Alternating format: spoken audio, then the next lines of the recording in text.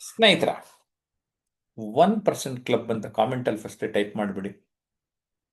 ಆಮೇಲೆ ಯೋಚನೆ ಮಾಡೋಕ್ಕೆ ಶುರು ಮಾಡಿ, ಯಾಕೆ ಜಯಪ್ರಕಾಶ್ 1% ಕ್ಲಬ್ ಅಂತ ಹೇಳ್ತಾ ಇದ್ದಾರೆ? 99% ಜನ ಹೇಗಾರು ಆಗಲಿರಿ, 1% ಜನ ಏನು ಅಂದರೆ ಆ ಫುಲ್ಲು ಟಾಪಲ್ಲಿರೋರು, ಸಣ್ಣ ಪುಟ್ಟದಕ್ಕೆಲ್ಲ ತಲೆ ಕೆಡಿಸ್ಕೊಳ್ದೇ ಇರೋರು, thinking big, achieving big. So again ಅವರು ಟಾಪರ್ ಆಗ್ತಾರೆ, ಅಚೀವರ್ ಆಗಿರ್ತಾರೆ, ಲೀಡರ್ ಆಗ್ತಾರೆ, ಎಕ್ಸ್ಪರ್ಟ್ ಆಗಿರ್ತಾರೆ, ರಿಚ್ ಪೀಪಲ್ ಆಗಿರ್ತಾರೆ.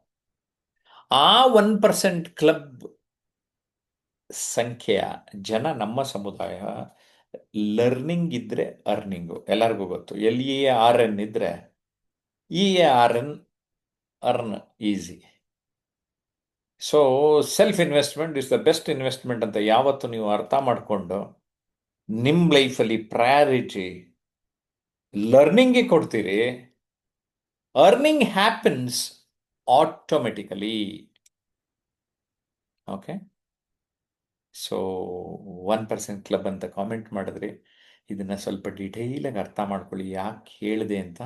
ನಿಮಗೆ ತುಂಬ ಒಳ್ಳೆಯದಾಗ್ತದೆ. I wish you all the best.